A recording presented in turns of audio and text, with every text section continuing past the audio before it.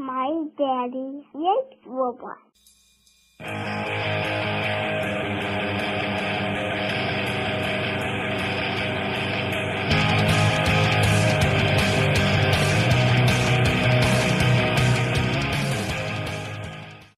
Hello everyone, this is Cybertronianbeast, and let's talk Transformers. Today we're taking a look at Transformers Classics Prowl. This Deluxe class from, I don't know, what is it, 2008, 2007 this figure came out. And I bought him, I think a year ago now, at a local toy show. The guy was offering me this one and an identical one without the doors. He wanted $5 for both of them. And I was like, well, I don't have the figure yet, and at least one of them is complete, so I grabbed it. Little did I know it didn't have the gun, so I've been looking for the gun, and the closest I've been able to get is $10 on eBay for a small little Classics gun. And since I only paid $5 for two figures, I'm not going to spend $10 on a gun. So, whatever. Let's take a look at the actual figure, though, because it's good to have a Prowl, you know? Prowl's cool. This is the... I think this figure is based on the Nissan 350Z. And this is also the exact same mold that they use for Smokescreen and Blue Streak, which is ironic because it's the exact same... it's the exact same mold that was used in G1. Prowl, Smokescreen, Blue Streak, they all had the same mold as well. So it's kind of funny that they would use that. And since I have had this figure, I've found out that it's had some serious issues as far as quality control. Number one issue, the paint that was used on the doors, horrible. Absolutely horrible paint on the doors. It just is really tacky, and it sticks to like all the dirt. Any dirt that you touched this thing with, it stuck to it. I actually remember asking some people online, like after I got this thing, is there a way to clean this or what? And everyone's response, or anybody who ever actually did respond, was they said just repaint the whole thing and get some repo labels.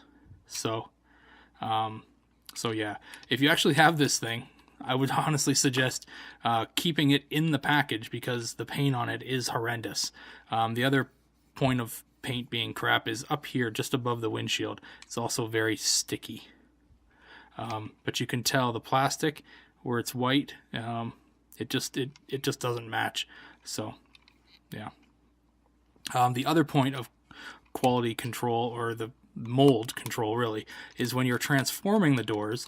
Why I have one without doors is because when you go to transform him, the ability to actually get the doors transformed from alt mode into robot mode is almost impossible without them falling off. So they fall off and you just transform them the way they need to be and you stick them back on.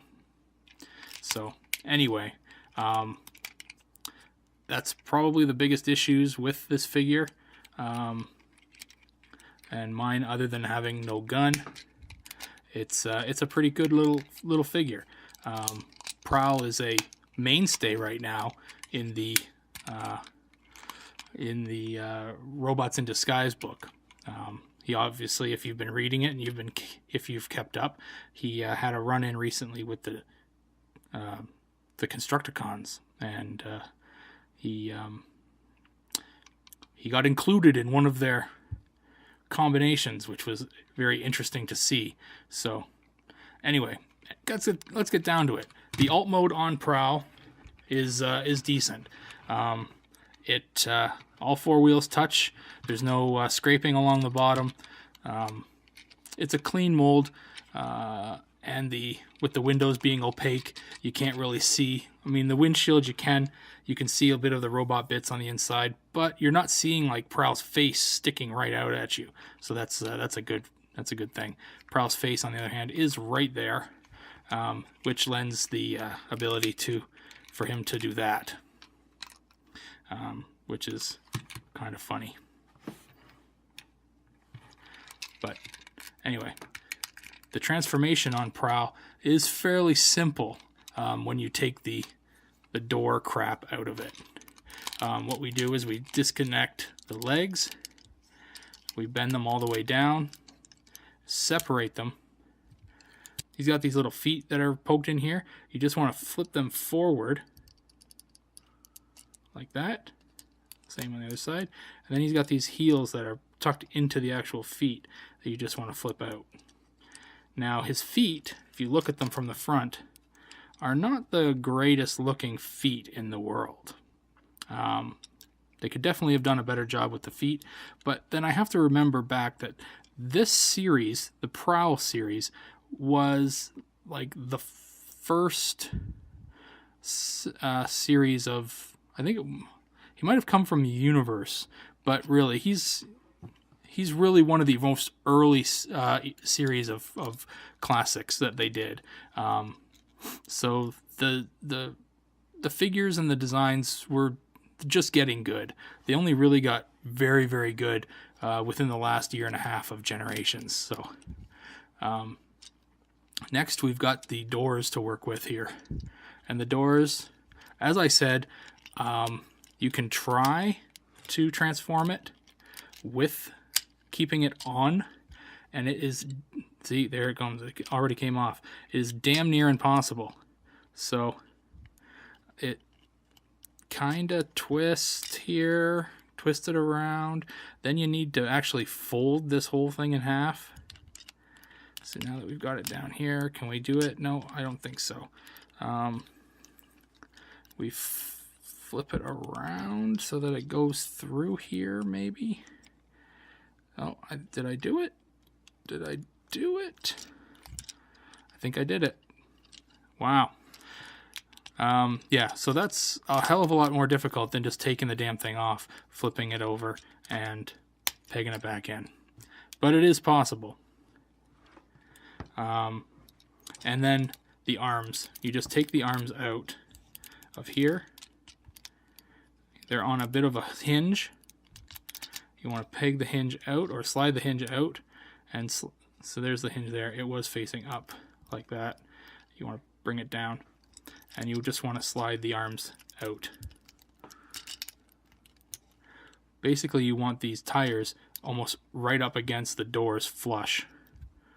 Now that we've got everything out from inside here, we can actually take the head, or sorry, the chest area and flip it down, bringing the head out. Well, and there that came off too. Look at that. Perfect. So there's that. Now the head's out. Okay. So as I said, bringing the tires flush against the doors, and you can spin the elbows around so that you can have him making a fist and holding it like that, and doing the same with the other arm. Just remember keeping the doors the same way. And lastly, you've got these guns that are his shoulder guns. And luckily they're attached to the figure, or else they probably would have been lost too. And finally, on the back of the figure, you've got the roof of the car. Now you can peg it up here, that way his waist swivel works, but you still see a bit of it behind his head, or you can bring it down a bit and it's completely disappeared, but his waist swivel now doesn't work very well at all. Since I generally leave him in a static pose, something along that line, I generally keep it so that it's invisible. But yeah, it's up to you. It's not a big deal. Now, the one gripe about the robot mode that I have is that the feet are garbage. And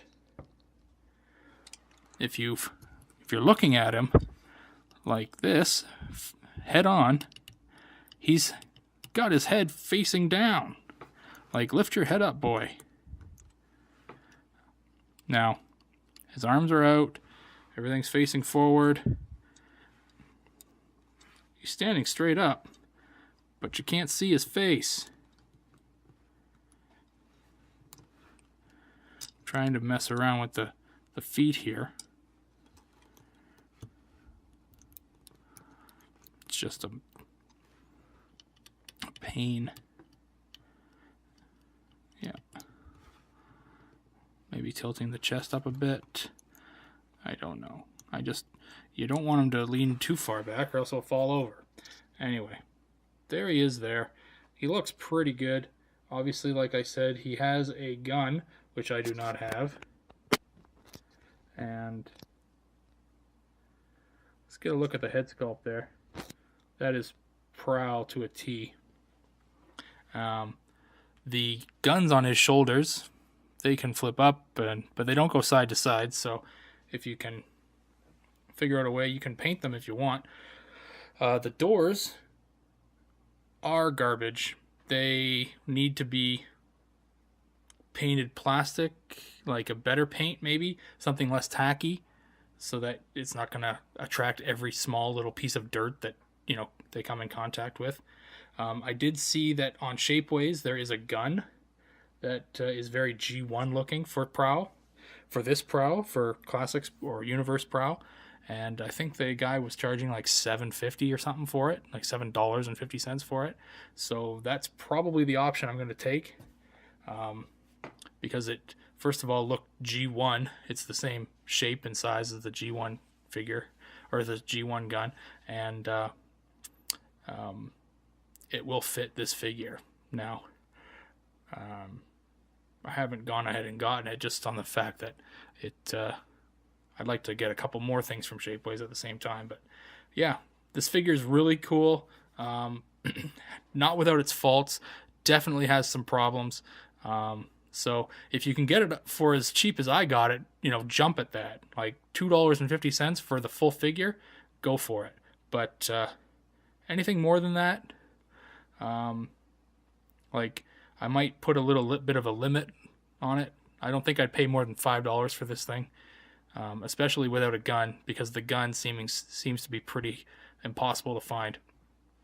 But yeah, he's a pretty good little figure as far as articulation goes. Knee joint, very kind of low. Knee swivel. So he's got kind of a double knee here, if you see it. No thigh swivel, but he does have a universal in the form of a ball joint in his hip. As I pointed out, he does have a waist swivel. His arms, they will go 360. If you get the door out of the way, he does have a bicep swivel, an elbow joint, and his wrists swivel. His head will turn side to side, very begrudgingly. And he does, in fact, have light piping, which, see if we can get that to show up here. There's some. There we go. So, yeah. This is where modern Transformers started, and I think that's a really good starting point. Looking at this, thinking, this is crap, I don't think this is a very good figure. Well, it's the beginning of where we are today, and you got to start somewhere. Anyway, if you have any questions or comments, please feel free to leave them in the comment section here of the YouTube thread. I always like talking Transformers with people. If you'd like to follow me on Twitter, please do so. You can search Cybertronianbeast on Twitter, and you can follow me there. I also have a Facebook page where you can check out my pictures of figures. All my videos will be there, and you can chat with me on there as well. Just search Cybertronianbeast on Facebook, and that'll be me. Anyway, thanks for watching. This has been Cybertronianbeast, and I'll talk to you later.